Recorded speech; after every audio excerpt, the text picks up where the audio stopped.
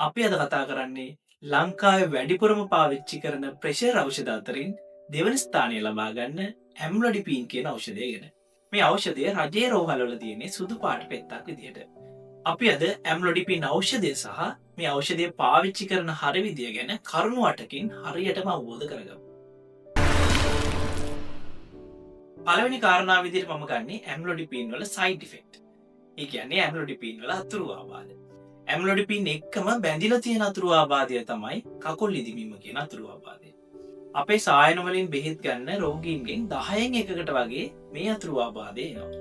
ඇම්ලොඩිපීන් බොන කවුරු හරි ඉන්නවනම් මේ වගේ අතුරු ආබාධයක් එනවනම් ඕඩර් කරන්න තියෙන හොඳම දේ තමයි වෛද්‍යවරයා හම්බෙලා වෛද්‍යවරයාට මේ ප්‍රශ්නේ කිව්වට පස්සේ ගොඩක් වෙලාවට වෛද්‍යවරයා මේ ඖෂධය එක්ක මාරු කරන්න පුළුවන්. එහෙමත් නැත්නම් ඒ ඖෂධයේ මාත්‍රාව මාරු කරලා හරි ඔබට ගැලපෙන සුදුසු පියවරක් වෛද්‍යවරයා අනුගමනය කරાવી. මේ ඖෂධයේ ප්‍රධාන අතුරු ආබාධයක් විදියට මේක තිබුණට ඔබ Google එකේ සර්ච් කරොත් එහෙමත් නැත්නම් ඔබ ඖෂධ වේදය සම්බන්ධ පොතකින් මේ ඖෂධය ගැන බැලුවොත් ඔබට මේ ඖෂධයේ අතුරු ආබාධ ලොකු ලිස්ට් එකක් එන්න පුළුවන්. ඒ අතුරු ආබාධ ගොඩක් වෙලාවටම ඇම්ලොඩිපීන් බොන 10000කින් එකකට එන අතුරු ආබාධ වෙන්න පුළුවන්. එහෙමත් නැත්නම් ඇම්ලොඩිපීන් බොන ලක්ෂයකින් එකකට එන අතුරු ආබාධයක් වෙන්නත් පුළුවන්.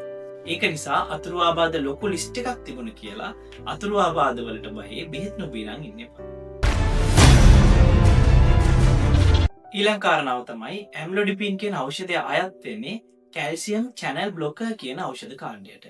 මේ ඖෂධ කාණ්ඩයට අයත් වෙන අනිත් ඖෂධ ගැනත් ඔබ බොහෝ විට අහලා ඇති. නිෆිඩිපීන්, වෙරපමිල්, ඩිල්ටියසම් කියන්නේ මේ ඖෂධ වලින් කිහිපයක්.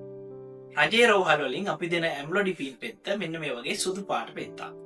ලංකාවේ ඇම්ලොඩිපීන් කියන ඖෂධය විවිධ වෙළඳ නාම වලින් තියෙනවා. මොන වෙළඳ නාමය වුණත් අපිට බලා ගන්න පුළුවන්.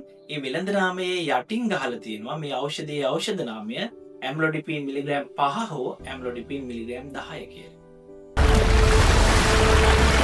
ඊළඟ එක තමයි මොනවටද මේ ඖෂධය පාවිච්චි කරන්නේ? මේ ඖෂධය ප්‍රධාන වශයෙන්ම පාවිච්චි කරන්නේ අධිරුධිර පීඩනය සහිත රෝගීන් සඳහා. ඒ කියන්නේ ප්‍රෙෂර් එක තියෙන අයට තමයි මේ ඖෂධය දෙන්නේ.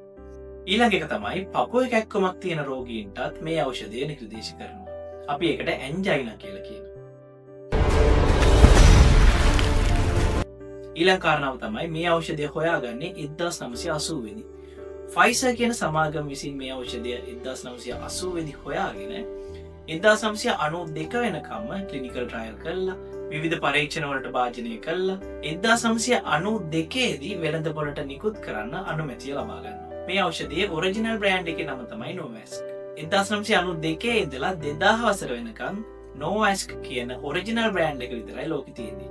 මොකද 2000 වසර වෙනකන් එයාලට පේටන්ට් බලපත්‍රය හිමි වෙලා තිබුණා. ඒක නිසා 2000 වසර වෙනකන් කිසිම සමාගමකට ඇම්ලොඩිපීන් කියන ඖෂධයේ ජෙනරික් බ්‍රෑන්ඩ් එකක් ගහන්න බෑ. 2000න් පස්සේ තමයි දැනට ලෝකයේ තියෙන ඇම්ලොඩිපීන් වල සියලුම බ්‍රෑන්ඩ් නිෂ්පාදනය කරන්න පටන් ගත්තේ. දැනට ලංකාවේ අපිට ඔරිජිනල් බ්‍රෑන්ඩ් එක හොයාගන්නත් අමාරුයි. හොයාගත්තත් ඔරිජිනල් බ්‍රෑන්ඩ් එක මිල අධිකයි.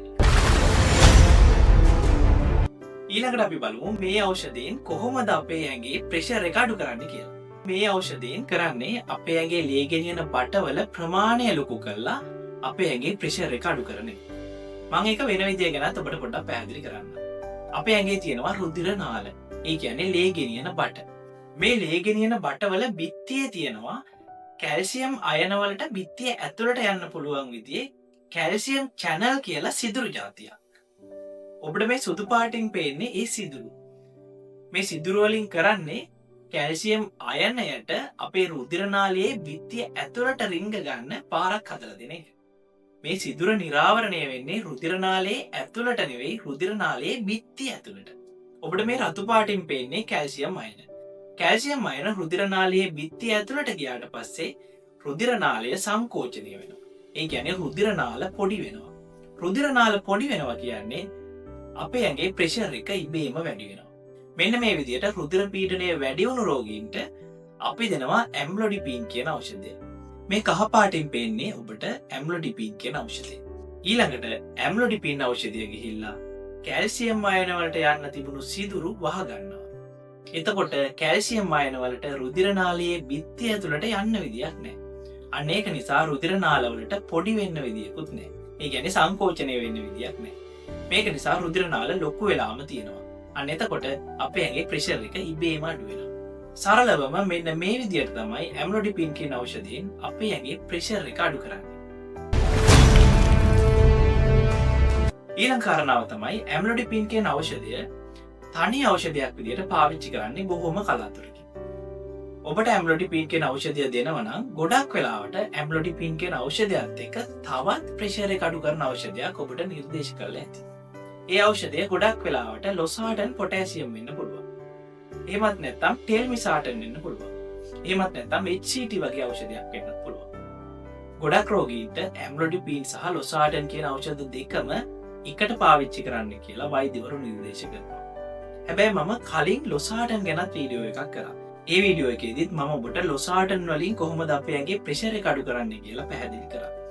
ඒකෙදිත් ඔබට මතක ඇති ලොසාටන් වලිනුත් අපේ ඇඟේ ප්‍රෙෂර් එක අඩු කරන්නේ ලේ ගෙනියන බටවල ප්‍රමාණය ලොකු කරලා.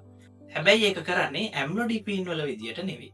ඔබට දැන් තේරෙන්නේ නැති ඇම්ලොඩිපින් වලිනුත් අපේ ඇඟේ ප්‍රෙෂර් එක අඩු කරන්නේ ලේ ගෙනියන බටවල ප්‍රමාණය විශාල කරලා. මේ වගේ වෙලාවට ඔබට ප්‍රායෝගිකව හිතෙන්න පුළුවන් දෙකෙන්ම කරන්නේ එක වැඩේ නම් ඇයි මම බෙහෙත් දෙකක් බොන්නේ කියලා. අපි හිතමු ඔබේ ඇඟේ ලේ ගෙනියන බටයක ප්‍රමාණය 10යි. මොනවා හෝ ඒකකයකින් 10යි. ඊළඟට අපි හිතමු ඔබේ ඇඟේ ප්‍රෙෂර් එක සාමාන්‍ය මට්ටමට පත් කරන්න නම් මේ බටය 20ක් දක්වා ලොකු කරන්න ඕන. වෛද්‍යවරයා ඔබට මුලින්ම ලොසාටන් කියන ඖෂධය නිර්දේශ කරනවා. ලොසාටන් කියන ඖෂධය නිර්දේශ කරාට ඔබේ ඇඟේ ලේවල බටේ ප්‍රමාණය ලොකු වෙන්නේ 14ක් වගේ ප්‍රමාණයක් දක්වා කියලා අපි හිතමු. අන්න ඒ වගේ වෙලාවට වෛද්‍යවරයා ඇම්ලොඩිපින් වගේ ඖෂධයකුත් නිර්දේශ කරනවා. අන්න එතකොට ඔබේ ඇඟේ ලේ ගෙනියන බටවල ප්‍රමාණය 14 ඉඳලා 20 දක්වා ඇම්ලොඩිපින් නිසා වැඩි වෙනවා. දැන් ඔබේ ප්‍රෙෂර් එක සාමාන්‍ය මට්ටමට පත් වෙලා. ඔබට තේරෙනවා ඇති ඔබේ ප්‍රෙෂර් එක සාමාන්‍ය මට්ටමට පත් කරන්න එක ඖෂධයකින් බැරි වෙලාවට තමයි ඖෂධ දෙකක් පාවිච්චි කරන්නේ. සාමාන්‍යයෙන් ඇම්ලොඩිපින් කියන ඖෂධය ලොසාටන් කියන ඖෂධයට වඩා ටිකක් ප්‍රබලව වැඩ කරන ඖෂධයක්. ඒක නිසා තමයි මම උදාහරණ ගනිද්දිත් ලොසාටන් වලින් 4ක් වැඩි කරනවා කියලා ඇම්ලොඩිපින් වලින් 6ක් වැඩි කරනවා කියලා දැම්මේ.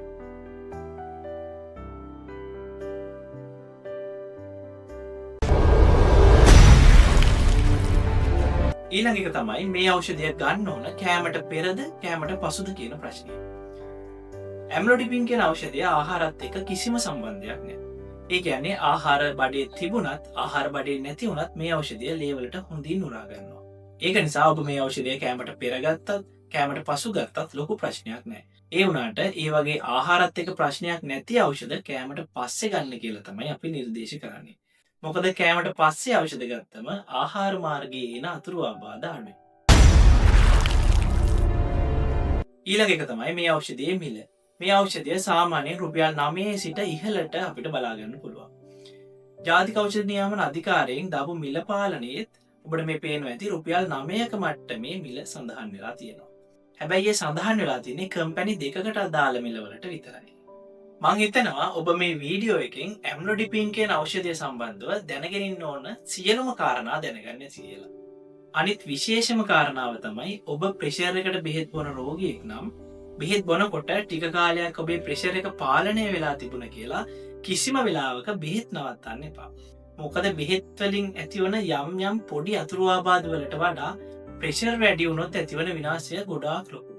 ඒක නිසා වෛද්‍ය නිර්දේශයක් නැතුව කිසිම වෙලාවක ඔබ බොන ඖෂධ නවත්තන්න එපා. එහෙනම් වීඩියෝ එක මෙතනින් ඉවරයි. ඖෂධ සම්බන්ධ තවත් වීඩියෝකින් හමු වනතුරු ඔබට සුබ දවසක්.